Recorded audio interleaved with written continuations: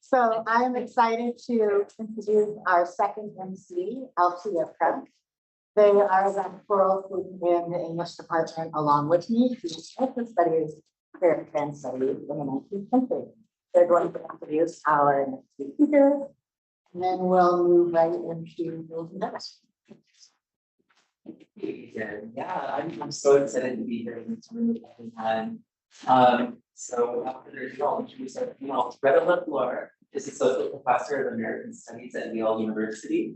LaFleur is the author of The Natural History of Sexuality in Early America, and the co-editor of 2 volumes and 3 special journal issues, including the edited collection Trans Historical, Gender Plurality Before Modern, the 6th volume of Cultural History of Trans Lives, a special issue of American Quarterly on origins of biopolitics in the Americas, and a special issue of Transgender Studies Quarterly on trans exclusionary feminism and the global new rights. And Jules Gill-Peterson is Associate Professor of History at Johns Hopkins University. She is the author of Histories of the Transgender Child, the first book to shatter the myth that transgender children are a brand new generation of the 21st century. The book was awarded the Lambda Literary Award for Transgender Nonfiction and the Children's Literature Association Book Award. She has also written for the New York Times, CNN, The Lily by the Washington Post, Jewish Parents, The New Inquiry, The Ambulance, and more. She has been interviewed extensively in The Guardian, CBS, NPR, and Extra Magazine. And she also serves as a general co-editor at TSQ Transgender Studies Quarterly. Oh yeah, who's going first? Sorry. Jules? Oh, yeah. Yeah. Thanks so much for providing for introducing us. Thanks you all for being here. I just thought that morning session was electrifying. And I'm very grateful. Thank you so much, Keegan and Dana, for convening all of us, and to everyone who's helped to make this possible. I'll also just echo the message of labor solidarity. I used to be a part of the union that was on strike, so I was cheering along with you all. Yeah, during the labor action. So I'm going to focus on the antebellum in the 19th century, out of an interest in really historicizing trans, and in fact not deploying it as a hermeneutic or a theory or a political label for something that queers gender, whether that thing would ostensibly correlate to a group of people with a shared trait, or if it were used as a verb to describe something done to gender. In fact, I'd like to historicize trans to the point that its habitual academic, vernacular, and political uses might actually crumble into something far more interesting. And for me, as a historian, crucially empirically grounded, a kind of materialist multitude of non-redemptive historical insights. So examining the era, not only prior to the transmedical model of the 20th century, or arguably the late 19th, but also the Euro-American sexological model of inversion, perversion, and transvestism, I think pays a lot of dividends.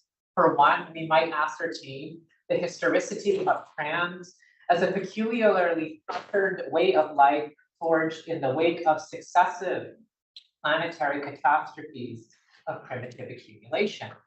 The settler colonial theft of land, premised on a gendered alibi, towards as far back as the 16th century, when Spanish invasions of indigenous polities chronicled their justification as a moral outrage over the so-called, quote, men dressed as women, quote, that they captured.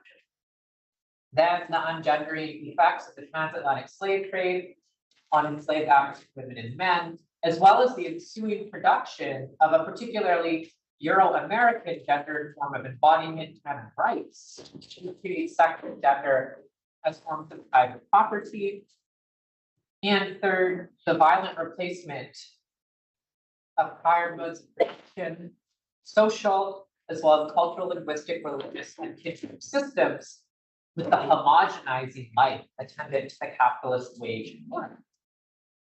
So sort of drawing inspiration here from John D'Amelio's classic essay, Capitalism and Gay Identity, as well as these Black feminist histories, Indigenous histories, and histories of capitalism and labor, sort of coming to the antebellum era to ask why trans femininity as a mode of public appearance and trans womanhood as an adopted way of life emerged in antebellum cities as a practical matter of managing downward mobility in the wake of these planetary events of dispossession that cleaved populations from both land and kin, forcing their migration to places like New York City in search of work.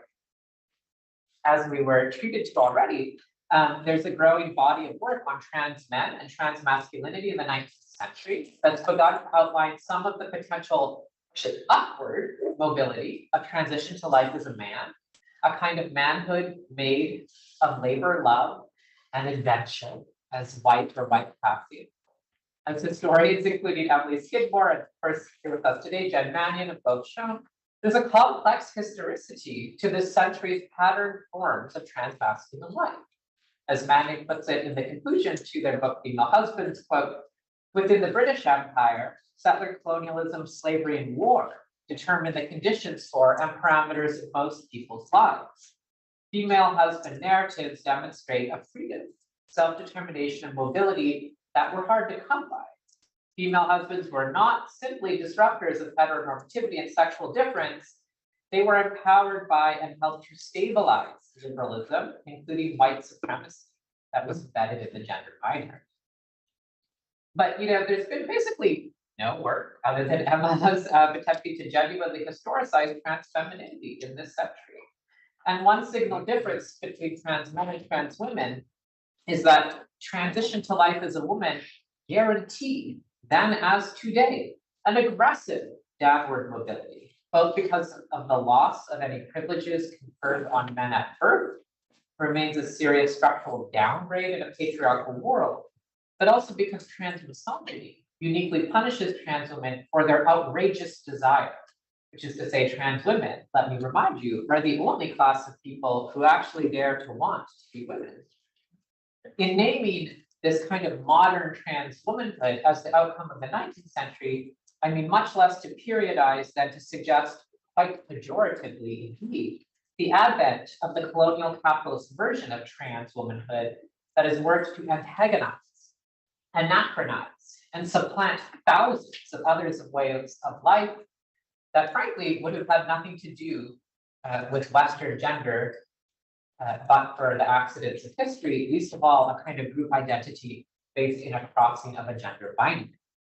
So in my next book, A Short History of Trans Misogyny, I work to tell a broad, 2-century-long story through which entire populations of people were what I call trans-feminized by colonial states and the wage labor form's social imperatives, forcing, among many other things, any way of life organized or motivated into increasingly one homogeneous form, that is to say, transitioning to living as a woman in the world, sometimes permanently, but not always.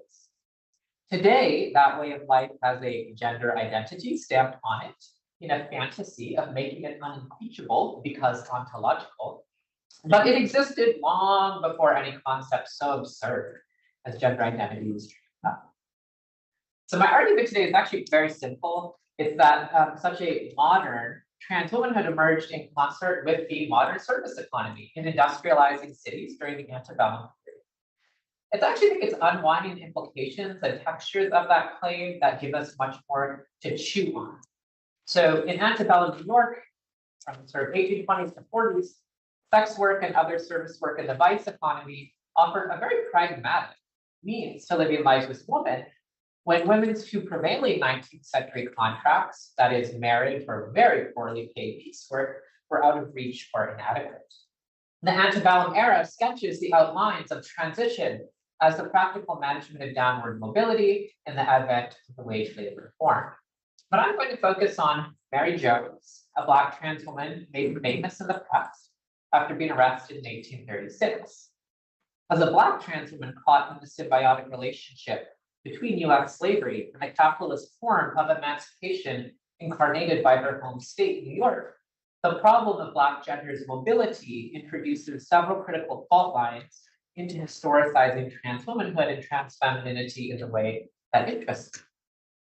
So the sort of largest argumentative aperture of my larger book project just simply suggests that trans-feminizing violence, the targeted projection of an appearance called trans-femininity onto entire populations to facilitate the sovereignty of colonial statecraft, the gendering of its racist logics, and the capitalist social relations dependent on a gendered division of labor, that these impersonal population-level violences historically ran a little ahead of trans womanhood as a category into which any person might step precisely in their wake. That it was so perilous a step to take, yet so irresistibly one Mary Jones could not refuse, I think has something important to communicate to us, though it may emerge more as a riddle than a statement of fact. Okay, so on with it. Let's rewind the clock. If you can go back 200 years with me and just picture ourselves a little north over to Manhattan. Let's go ahead. Okay. Great.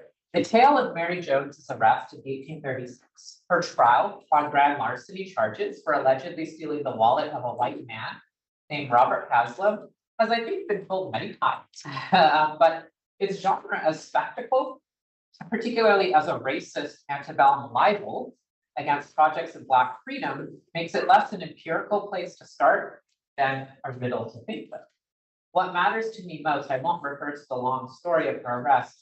What matters to me most is that first, the story recorded in the archive is largely the one written by the penny press, which actually did not find the incongruence of her gender and anatomy to be particularly the punchline of their coverage. Rather, Jones was impugned in the press for selling sex across the color, so that the caricature of her style was tendered as a prophecy for the chaos that would ensue if national abolition were to be realized. Many other scholars have made this point. Tavignongo, for instance, in the Amalgamation Waltz writes, quote, "The caricature of Jones cuts both ways, certainly against Suwali, Jones's name at birth, but also against well-to-do ladies and gentlemen attempting French pretensions along Broadway." The penny press, in other words, was, quote, "casting impolite doubts as to whether or not Mr. Robert Haslam was in fact deceived by Jones at all when he engaged her for commercial sex, on whether indeed gender had not become stylized beyond recognition within the flux of urban life." So deception there might seem like trans deception. He didn't know she was male, but it's actually more deception in the sense that she stole his wallet during their transaction. Now, the only moment that Jones actually frames herself came in testimony in the Court of General Sessions. Although keep in mind, 1836 is less than a decade since New York had fully abolished slavery, so it's pretty difficult to take her testimony to an incredulous white courtroom at face value. There's the indictment. Still, I'm drawn to the single longest entry in her testimony, in which Jones explains quite matter-of-factly that one, she is trans in a 19th century sense, and then says something about her place in the Black Atlantic. You should know that Jones appeared in court as she was arrested, which is to say, as a well-dressed Black woman.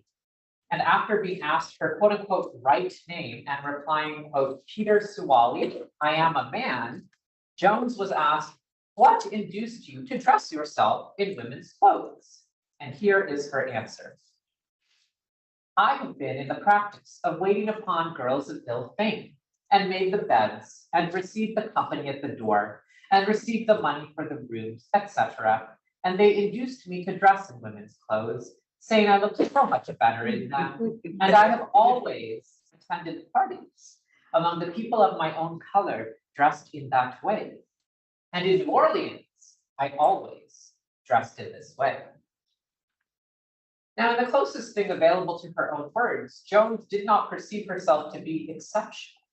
Her womanhood was rather part of the fabric of Black life in New York and New Orleans. That this assertion even survives 2 centuries later still is slightly astounding. She had already answered the court's question about why she wore women's clothing with the story as old as modern trans feminine. You know, oh, some ladies tell me to put on a dress and I was just too pretty, so I never stopped. Well, if that worked, what's the point of emphasizing, as she did, that she felt at home, specifically amongst Black people. Why even mention war, which was immaterial to the crime? Jones was not arrested for cross-dressing, nor did geography have anything to do with the case. She wasn't even arrested technically for sex work or interracial sex. It was merely for stealing a wallet. Now, whatever the reason, taking up this line as evidence quickly runs aground on its brevity. Of course, where can a single sentence spoken 200 years ago even take us? Thankfully, Black feminist historians have, for decades developed powerful methods of rigorous speculation to work with these moments of radical incompleteness in the record. I'm thinking in particular always, with Lydia Hartman's work on critical fabulation, but I think in this work, I'm also relying a lot on Marisa Fuentes' methods of dispossessed lives as well. So I just want to ask, following their example, what if Jones was communicating something urgent in her testimony that stands apart from the entire rest of the trial record and the libelous anti-Black archive produced around her arrest? How would her story have to shift to accommodate the fullest possibilities embedded in her testimony? Which is to say, outthinking satire, the satire that immortalized her in the press requires contextualizing, I think, two key facets of her life. First, her membership in a free Black community in New York, as well as New Orleans, and her profession as a sex worker, precisely when wage labor had not yet replaced all other forms of work in the United States. Put differently, to me, it's hardly a coincidence that a Black trans woman's way of life should have arisen precisely in an era animated by symbiotic tensions between slavery and emancipation, between urban wage labor and urban sex work. And it can hardly be a coincidence that a free Black woman would exploit the paradoxes of antebellum mobility to find her way in the world in a sense that is antebellum Black and trans. And so in turning to mobility, I'm of course drawing extensively on Riley Norton's account of that in the antebellum era and Black on both sides, which of course includes a discussion of Mary Jones. So it seems to be that Jones's life was structured by a dilemma of mobility that took the form of Black gender, which is to say the dilemma of how to live in the aftermath of state-sponsored dispossession. For Jones, that dispossession was as vast as the transatlantic slave trade, and in this account, sex work was not incidental to her modern Black trans womanhood, it was rather integral to its emergence as a modern way of life. Black womanhood had been so intensely unmade over centuries that what was trans about Jones is therefore inseparable from the story of Black gender writ large during the incomplete transitions from formal slavery to capitalist wage labor. The economic and social mobility that came with emancipation in New York was sort of contradictory enough to let Jones transform Black womanhood into something livable by doing sex work. But those conditions of possibility were undercut from the very beginning by a host of national and international forces. So Jones was born in 1803, and 4 years earlier, New York had passed the gradual emancipation law, pretty much the most conservative form of abolition, granting children born to enslaved mothers eventual freedom at a certain age. But Jones was part of a monumental generation experiencing Black freedom as a predominant condition in New York. The city's population was exploding as the industrialization of the region and the expansion of American slavery in the South flooded New York's port with cotton and money. So in 1830, New York was home to 200,000 people, which was an increase of over 50% in one decade. And among them, 14,000 were free and Black. The spirit of emancipation and its evident fragility made for a particularly bold community. The free Black population had a reputation for the flashiest styles, the sharpest tongues, trend-setting music and dance. And whether that took the form of envy or resentment, Black people's confidence in public was interpreted by white onlookers as a particularly powerful assertion. The stroll or walking the streets marked free Black New Yorkers as defiant in the short era prior to substantial urban segregation. And otherwise, the street was simply the place where they worked, selling and serving food, street cleaning, and other extremely low-paid jobs were about all free Black New Yorkers to get. And even then, those jobs were far easier for men to come by than women. Any liberal illusion that abolition would lead to economic equality was hard to obtain, being restricted to the lowest paid jobs made an already expensive, overstuffed city of predatory real estate speculators tougher for free Black New Yorkers than anyone else. That just sounds like it could be described in the By the 1830s, organized labor was also openly pitting white men against Black men, feeding into the riots of 1834. And more broadly, white New Yorkers simply had the audacity to resent that their Black neighbors dared to live any differently than the era of legal slavery. So as a hub of Black freedom, New York simmered with local tensions, but it was clearly a magnet in the national and international battle over American slavery. And in this context, I think it's not hard to imagine why sex work was appealing to Jones. Frankly, the downward mobility of transitioning to life as a woman was pretty minimal on top of the economic situation of free Black workers after emancipation. Jones was not foregoing a lucrative career as a street cleaner or an oyster vendor by choosing to live as a woman. So regardless of her motive, and I'll take Kaju's proposition to heart that it doesn't really matter what her motive was, by living in a brothel and doing domestic work in addition to street walking, she was an incredibly typical sex worker. During the 1820s, the numbers of brothels in the city had exploded, and 5 Points, the so-called first slum in America, might have had the worst reputation, but actually the Green Street row house, which Jones lived and worked, was almost a mile north of 5 Points. Landlords were making hand over fist off a housing shortage, could actually demand some of the highest rents from sex workers in return for protection. And this tidy arrangement between the sexual underground and the city elite is what characterized the antebellum era. So New York was just a very, very sexy economic town at this time. Sex work was everywhere. Now, like Jones, sex work tended to attract women who were unable to fulfill the moral imperatives that define the ideology of the American 19th century. That is to say, the call to womanhood and certainly separate spheres ideology. As cities like New York ballooned into the largest the country had ever seen, insisting on a stark division between public and private space was one way to manage the numeric threat of angry proletarians. By gendering the line, women and girls could be confined to the home, not only chaste, but perhaps more importantly, economically subordinate to husbands and fathers. And men, in turn, relied on steady work to support their entire family, ideally, making it increasingly harder for some to risk organizing against their bosses. Of course, for most people, this arrangement was a cheap fiction, especially for women. The proletarianized immigrants arriving by ship in New York Harbor couldn't afford private spaces to confine themselves, and they couldn't avoid work. But for free Black New Yorkers, the situation was perhaps the most practical. By the time Mary Jones started street walking, being trans was frankly only one in a long line of reasons why getting married to a man and being supported wasn't a viable path. I think it's also important to note that sex work in New York during this period was a woman-run industry. There were no pimps, basically, and most of the commercial infrastructure was actually owned and operated directly by workers, though sometimes in exploitative ways. But even those at the bottom of the hierarchy, the streetwalkers, were actually kind of esteemed by some in the public, especially men, for the kind of autonomy and entrepreneurial spirit that they evinced. Yet that self-sufficiency was paradoxically the same reason that few sex workers could ever make it in life. They were devalued in the aggregate for being women, and free Black women most of all.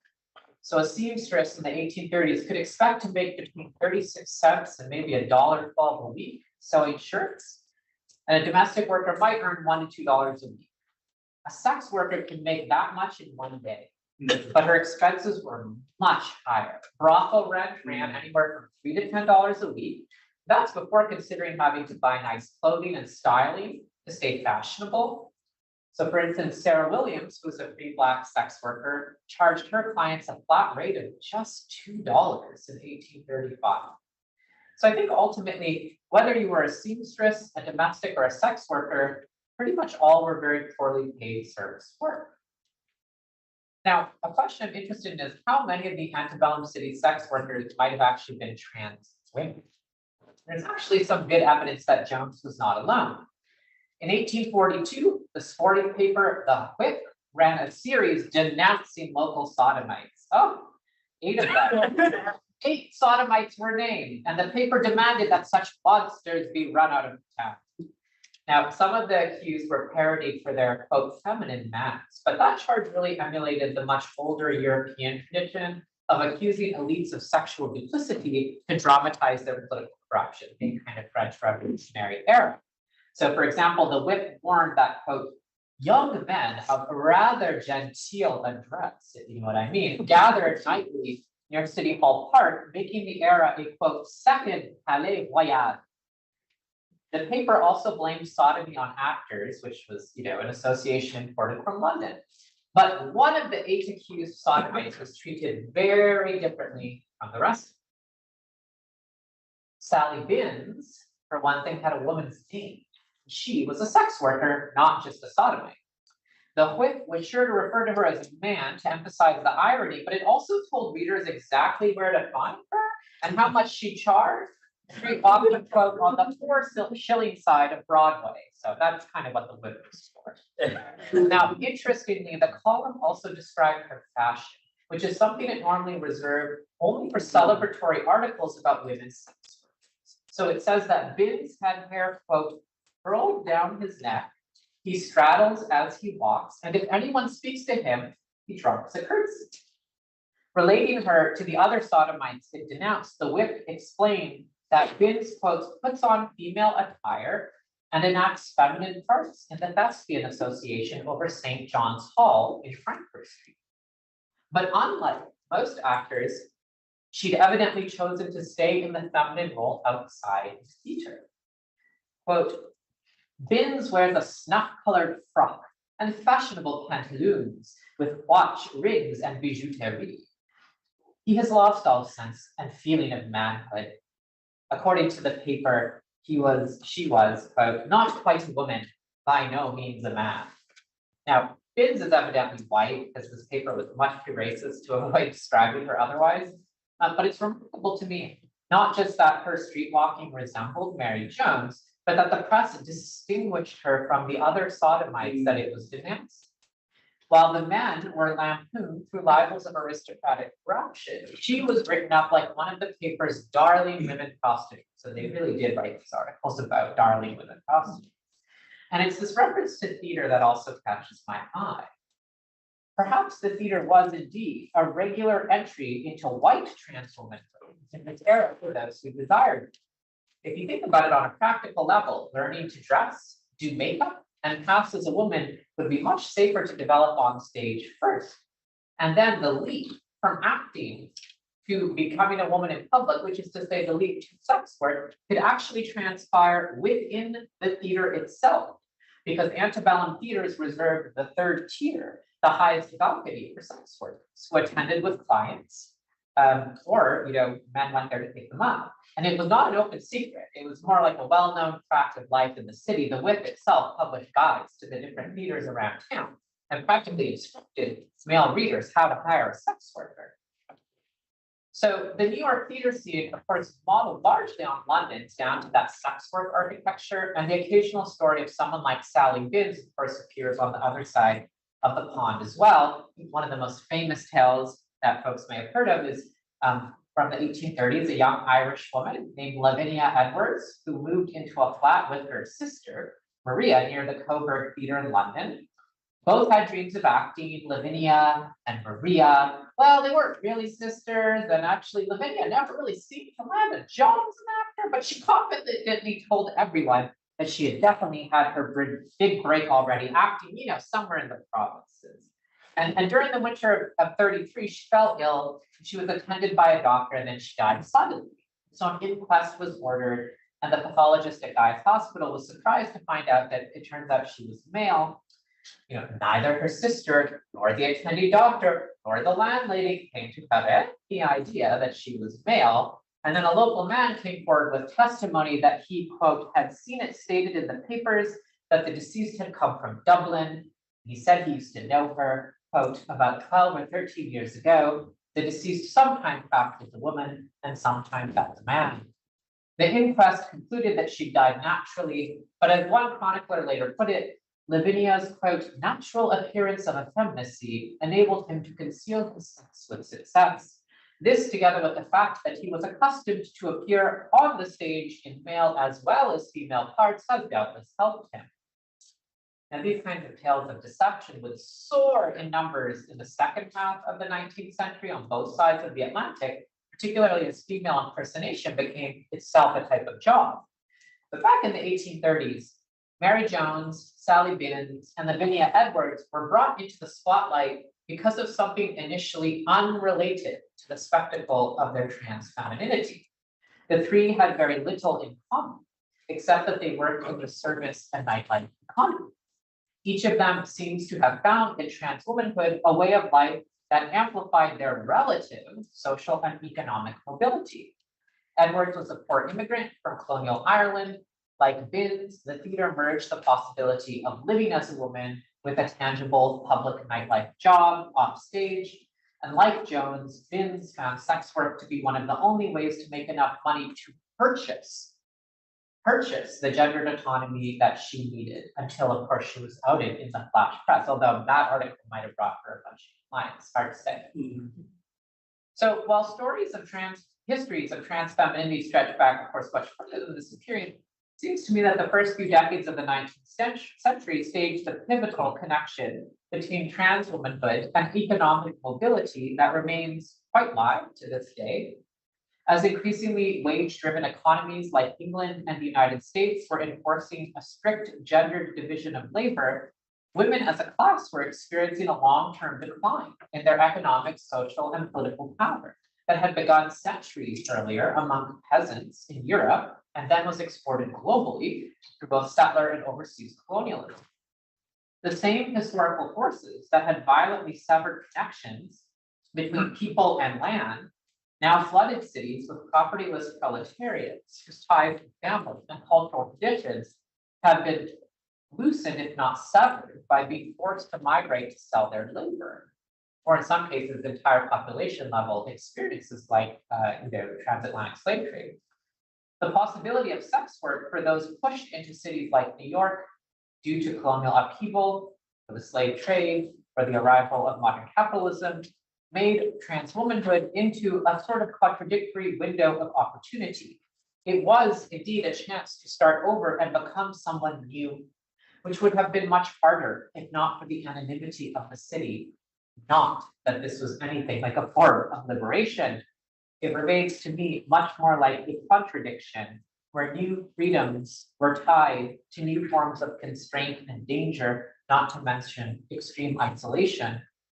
While the personal feelings and beliefs of the trans women of the 1830s are impossible to reconstruct and I think sort of unnecessary to us, the economic and social currency they pursued in this city is rather evident.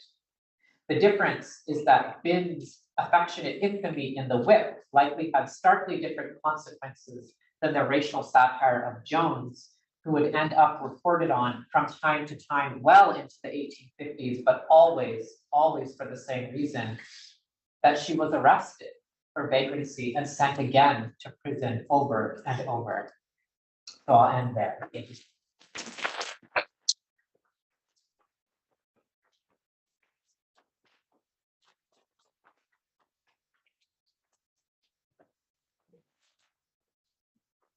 But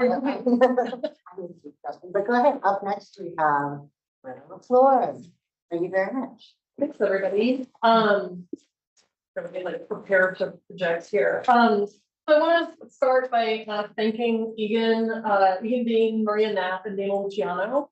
All of my wonderful co-panelists. It's really like a lovely group of people, and I'm very just happy to be here with everyone. And also all of you for coming. It's really exciting to see the kind of crowd that this event has, the very well organized event has brought together.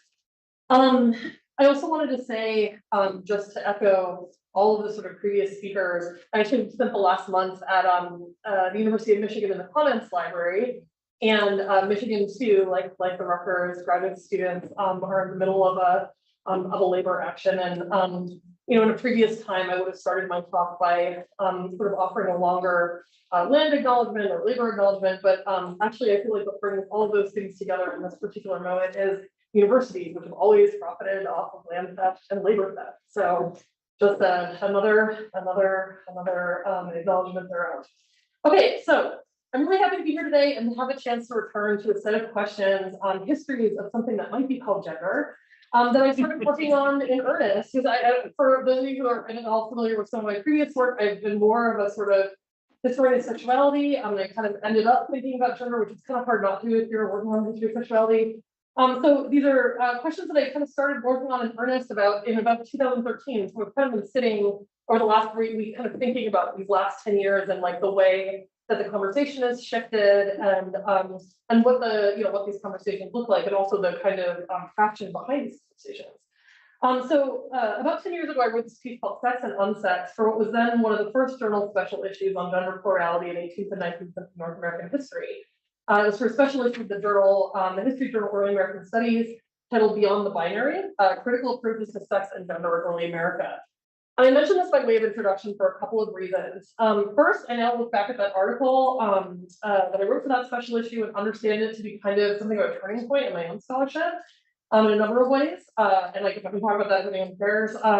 Second, insofar as I'm assuming everyone is here in part because people are interested in these kinds of questions, I actually also really recommend a bunch of those articles. I've also been spending a lot of time with Scott Larson, who has a really excellent piece that probably many of you know in that special issue called, it's on the Public Universal Friend. I actually forget the title of the article. Scott also has a really wonderful piece called, that's in TSQ called Histrionics of the Pulpit, Trans Tonalities of Religious Enthusiasm. And both of those pieces have been very influential on my own, so please go read them. And third, also because of the panel organized around that special issue at AHA in 2014, there's a lively discussion, Jen was there actually, that also ended up really shaping my thinking about some of these histories of gender. So basically all I'm trying to say is this is a very cute bookend to the sort of first decade of my engagement with these questions. And I've been so fortunate to be able to sort of benefit from the thinking of many of the people in this room.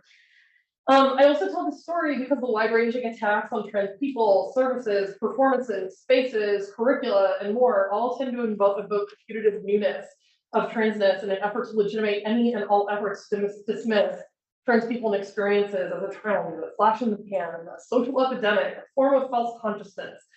An insistence on the durational quality, recent or enduring of trans experiences inquiry seemed to me to be one of the important reputations, or one important reputation of such attacks. So the paper I'm going to give today is a chunk of an essay that I actually is coming out of Emma's forthcoming volume, but it has kind of a tweaked conclusion.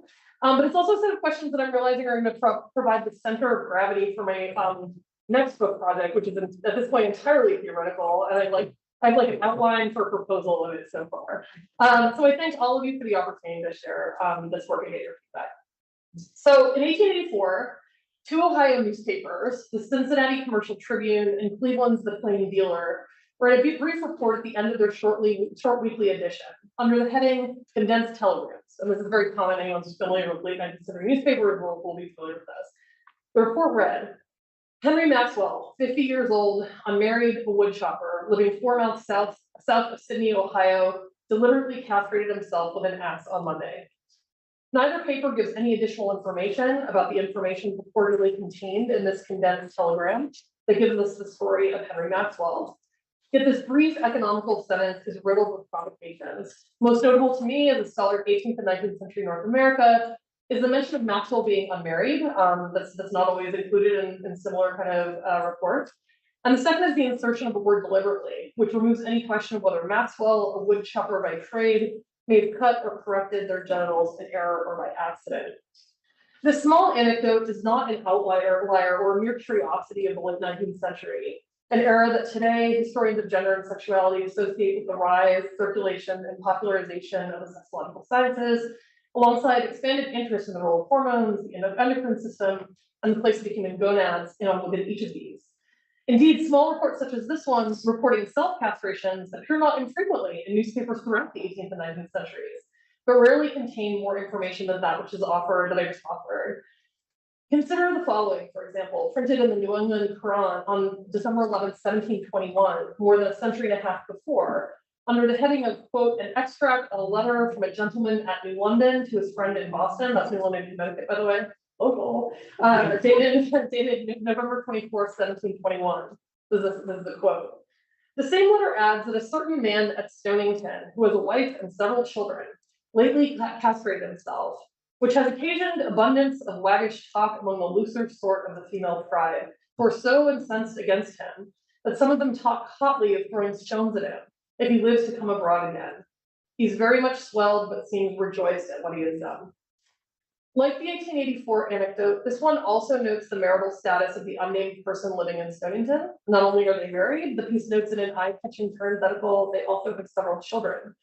Distinct from the anecdote cited beforehand, the deliberation of the decision to castrate themselves is not explicit, but implied in the person's apparent satisfaction at their decision.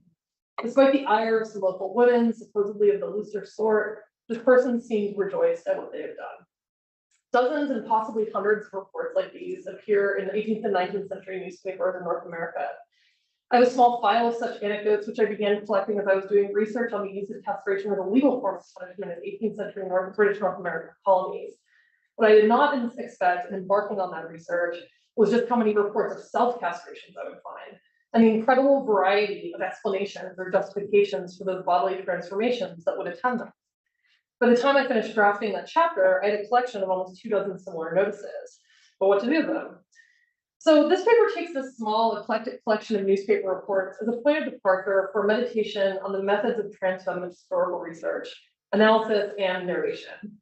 How might we, and how should we, read these anecdotes, dozens of which appear in local newspapers between the 18th and 20th centuries? And these do actually continue into the 20th century. I just don't write about them here because the 20th century is ironically given that it was the century of my birth, my viewpoint. What might they elucidate and what might they foreclose about trans pasts and trans feminist approaches to making knowledge about these histories?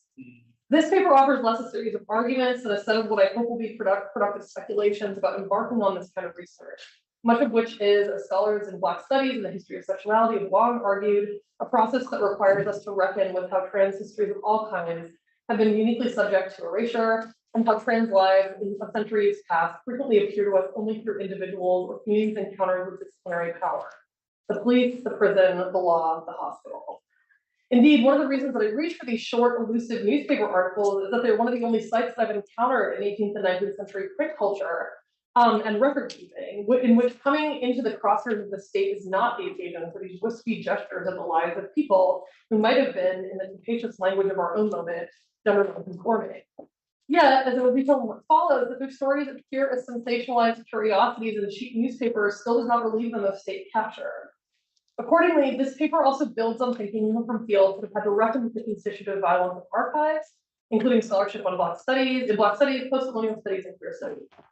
A transfeminist historiographic method needs a thick theorization of how to reckon with the question of violence, both violences enacted against early gender nonconforming people, as well as forms of structural violence that gave rise to the conditions out of which modern trans experience in the United States can speak it, including the well-documented connections between slavery, eugenics, and psychological sciences. Importantly, for the purposes of my research, one of the things I noticed while looking at these 18th and 19th century newspaper articles in the aggregate is that they announce an increasing awareness of the effects of castration on humans. And this is the thing that's kind of interesting to me and that's kind of driving this new entirely theoretical book. Indeed, this burgeoning vernacular understanding of the role of the testicles and the possible effects of their removal may have actually been what prompted some of the people described in these articles. Henry Maxwell, or the unnamed person at Stonington, whose brief stories opened this paper, to attempt these bodily modifications in the first place.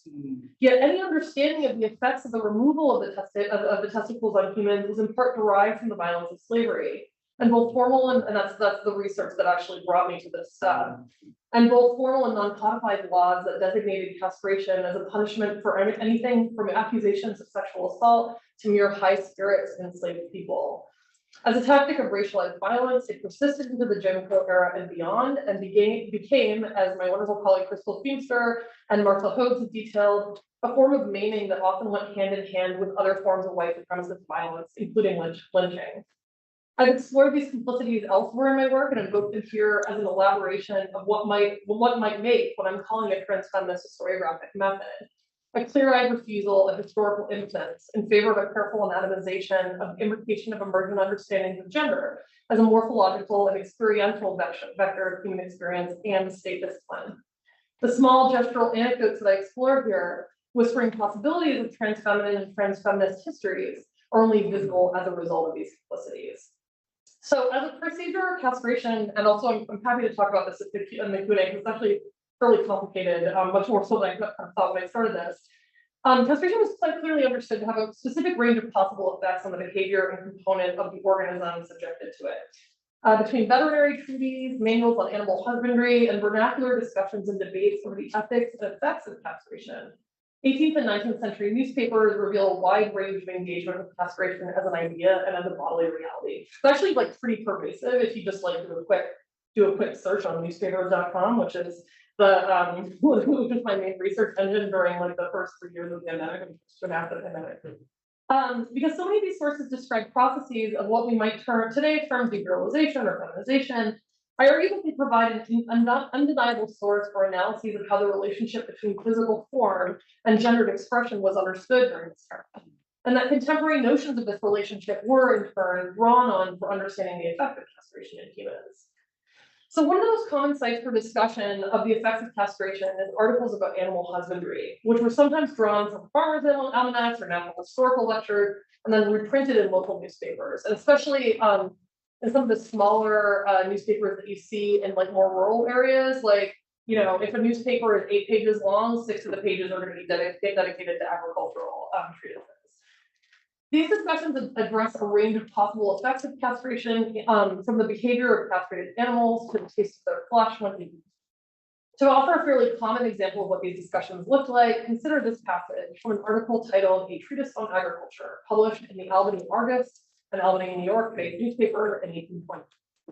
Second, castration. The flesh of male cattle is hard, fibrous, and ill-flavored, and that of females not spayed, far inferior to the flesh of those which have undergone that operation. Where the testicles in the one and the ovaria in the other are early and completely removed, the animals become more docile, less restless, and fat with greater facility. This article offers a fairly typical concatenation of the kinds of ideas that appear in veterinary and agricultural discussions of castration. Here we see an assessment of its effects that spans from the taste of the meat once slaughtered, the procedure itself, and the physiological effects of the procedure on the animals subjected to it, relative to fatness in particular. This sentiment is echoed in an 1854 article in the New York-based American Artisan on the effects of castration in fish. And I did not know that you could castrate fish, and maybe you can't because there's also a lot of made-up stuff in these papers. I should probably look that up before I came here today, but here we go.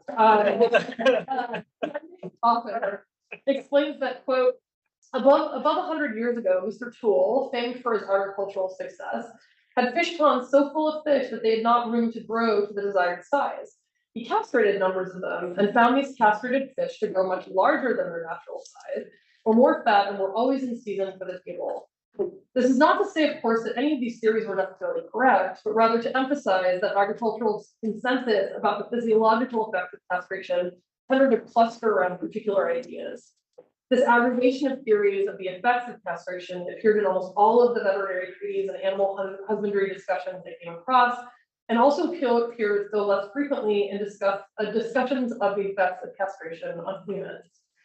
So consider that example, the one that I just gave, next to a short piece on an odd character published in the Hartford Gazette, another local newspaper to me, about 30 years earlier, about a person who was putatively a curate in Scotland, titled simply "Singular Character." Quote, Mr. Nolly never was married, but having once some thoughts of entering into that state, he was rejected by the fair one to whom he paid his addresses. Enraged at this disappointment, and to prevent the fair sex from having any further influence over him, he castrated himself, giving for his reason, quote, if thy right eye offend thee, and such. In consequence of this operation, he grew prodigiously fat, and his voice, which was naturally good, improved very much, and continued during his life.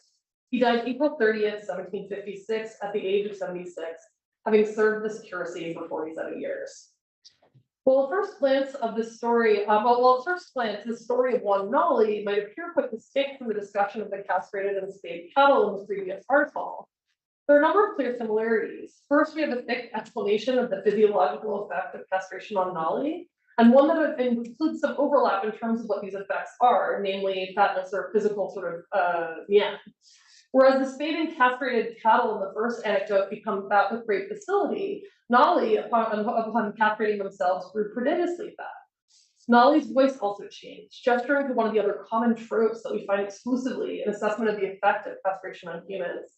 Here, the article actually lauds this change, asserting that Nolly's voice, which was already naturally good, improved very much, an improvement that continued during his life. Unlike the discussion of castration and spaying in animals, there's a durational component to the analysis of Nolly. We have a sense that the physiological effects of the castration continued and compounded over time until Nolly's death at the age of 76. And, 1756, 76 would have been quite old. In any case, there's a shared attention to the physiological effects of castration, and I argue that we should assume that the shared attention to these physiological changes is evidence of a shared, if also vernacular understanding that castration could and often did affect these changes. I've dedicated such time to elaborating agricultural theories about the effects of castration on non-human animals for two reasons.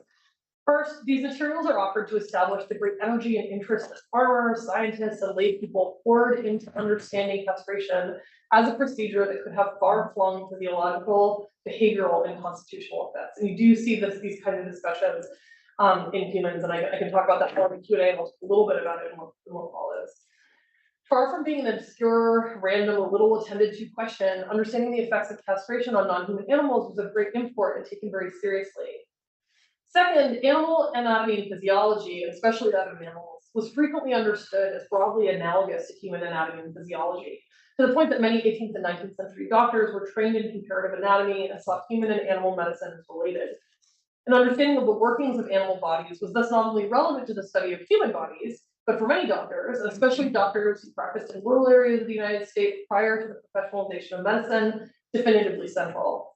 Consider one of the only treatises on the effects of castration on humans that I've been able to find. I found many discussions of it, but few treatises in a sort of generic way. It's an article titled "Note on the Power of Procreating After Castration," published in 1837 by Robley Douglinson, excuse me, that's a hard name to say for me, who is Thomas Jefferson's personal physician, a professor at Jefferson Medical College in Philadelphia, and who to this day is sometimes referred to as the father of American physiology. In making his argument that humans have a limited but clear window of time following a castration in which a castrated person may still successfully inseminate another, Douglinson cites the cases of a castrated man, a castrated horse, and a castrated boar in quick succession. This is not sloppy science by the standard of the day, but rather a common 19th century approach in which comparative anatomy becomes evidence of a hypothesis about human physiology. Not every anecdote describing self-castrations provokes obvious questions about that person's gendered experience, however. Self-castrations were often reported in connection with assessments of the actor's putative insanity, and I'm quoting from this because this is the word comes from the text themselves, suggesting too a set of important possible connections between this archive and disability studies and disability histories. But insofar as scholars working at the intersections of trans studies and disability studies have also explored how dominant expectations around the organization of mind, self-expression, and comportment also voice a set of demands about gender. These stories of self-castrations performed in fits of insanity may nonetheless be trans histories as well. This is not to say that any of the people described above who were reported to have castrated themselves did so out of a sense of discomfort with their genitals, but it is also not to argue that they did not. These stories feel evocative, thick with the unsaid, and when considered alongside other accounts of self-castrations in which the gender band of the actor in question is scrutinized, they begin to look more of a kind than not. So let us return for one final pass to the story of Victoria and Mallory. The 1794 story of their castration is explained as a response to the experience of being spurned by, quote, the fair one to whom he paid his addresses. That article too makes sure to state that Nolly, quote, never was married and describes his rage and disappointment at being spurned as propelling him to make the decision to castrate himself, suggesting that Nolly himself explained the decision by a reference to a biblical text. Quote, if thy right eye offend thee and such. Here the article is quoting from Matthew 5:29, chapter 5, verses 29 and 30. Whoa, I actually was raised Catholic, but nothing. Which finds Jesus instructing his followers that, quote, if thy right eye offend thee, pluck it out and cast it from thee. For it is possible that for thee that one of thy members should perish, and not that thy whole body should be cast into hell. And if I right can defend thee, cut it off and cast it from thee. For it is profitable for thee that one of thy members should perish, and not that thy whole body should be cast into hell. So you're getting this sort of logic here. This passage is generally read as a statement about the seriousness of sin, that even putatively small sins are so significant that it's wiser to take radical, possibly self-transformative measures to eradicate them, than it is to explain sin away as a small or partial element of the person or the body. This passage is frequently offered as a hermeneutic response to the problem, or sin, of lust in particular, and is certainly one of the ways it's being used in the Nolly anecdote. To stave off further disappointment of love, the report suggests Nolly castrates themselves. The piece quietly implies that to do so was Nolly's act of removing themselves from any future possibility of love or marriage. The implication that the penis or testicles or something that either the penis or testicles carouse, passion, love, whatever, was the source of the fair sex's influence over Nolly. So that's the implication, such that the problem was most efficiently solved by castrating themselves. But there's another way to read this short anecdote too. What if we read the passage literally? While readers from 1794 would have likely been intimately familiar with the biblical passage being invoked in this short article, and would have likewise been familiar with the conventions of the exegetical use of the Bible to instruct audiences on its applicability to real-world situations in their lives, the slightly sensationalized tone in which the report is rendered suggests that it might be read otherwise still. A literal interpretation would perhaps be the simplest approach for the 21st century reader, and it would likely go something like this. Nolly castrated themselves because their genitals in their previous configuration offended them. To see them, to use them, to have their genitals be part of Nolly's body that gave the fair sex influence over them was uncomfortable, offensive. So Nolly castrated themselves and lived the rest of their lives as an unmarried Anglican priest with an increasingly beautiful voice. This is not, of course, a particularly inspiring story. None of the brief, elusive anecdotes that appear over and over again in these 18th and 19th century newspapers, and that I've collected under the auspices of what I'm calling a speculative archive of transfeminist past are. A transfeminist historiographic method can only serve to make trans histories more visible and possibly more usable, but it cannot make, or they cannot make, history itself better. And these stories are still nonetheless more promising than the much more proliferate appearance of accounts of unwanted castrations in the same archive of 18th and 19th century newspapers, which overwhelmingly represent the experiences of both enslaved and free Black men whose sexual autonomies, through the medium of their physical bodies, were so often targeted by white supremacist violence. If these brief, truncated stories provide us with a vision of transfeminine possibility, in the 18th century North American colonies or 19th century United States, it is a fairly bleak vision. It is also not a universalizing one, and I do not offer it here as such. Many trans and gender nonconforming people then and now saw no need to physically modify their bodies or genitals, making beautiful and, at least it seems to me, often very fun lives in the gender of their choice and identification with the help of clothing and community members and often little else. I also want to be very careful to note that a transfeminist historiographic method cannot make or reveal any historical figures as trans in the modern sense of the term, or perhaps in any sense of the term. But at the same time, we know that so many of the methods we have for making sense of historical personae who lived at odds with the gendered strictures of their time are insufficient. It is simply not enough to simply gather all gender nonconforming people under the categoristic shorthand of feminists or queers or rebels or any of the other wide range of other historical descriptors that historians have reached for to make sense of these historical figures in the way that they live their lives. What a transfeminist historiographic method might offer, however, and I elaborate this point in a piece that was just published in the Journal of the Early Republic on historiography, language, and the use of they, them pronouns for historical figures. What they might do is highlight or make more visible the social, political, and otherwise material conditions that produce something that today, to us today, looks like gender, or the effect thereof. That the curate Nolly, or Maxwell the Woodchopper, or the certain man at Stonington are not necessarily even obviously gender non-conforming to our scholarly eyes today, may in fact denaturalize the putatively predictable range of factors that, in our own moment, add up to something called gender, behavior, clothing, professions, etc. That this names part of the configuration of gender being in our own moment, however, may have absolutely nothing to do with the configuration of gender, if we are sure one existed in the way that we mean it now, in the past. In short, a transfeminist historiographic method may demand not that we start with a person, but rather that we start with the conditions, epistemological, racial, political, class, labor-based, etc., in which the person lived in order to understand what might have constituted a present day sense of their gender or gender nonconformity. Insofar as my work, my first book especially, has been more or less entirely engrossed with the question of the influence of the external, rather than identitarian or individuated chapters, on people's behavior and self-understanding in the 18th and 19th centuries, I think it's not only promising, but important to ask a related set of questions about what we today call gender, insofar as leaning on entirely subjective or subjective accounts of experience is, to my mind, always going to be on some level insufficient. I mean, in part because none of us like dress ourselves or use language or move through the world in a vacuum, right?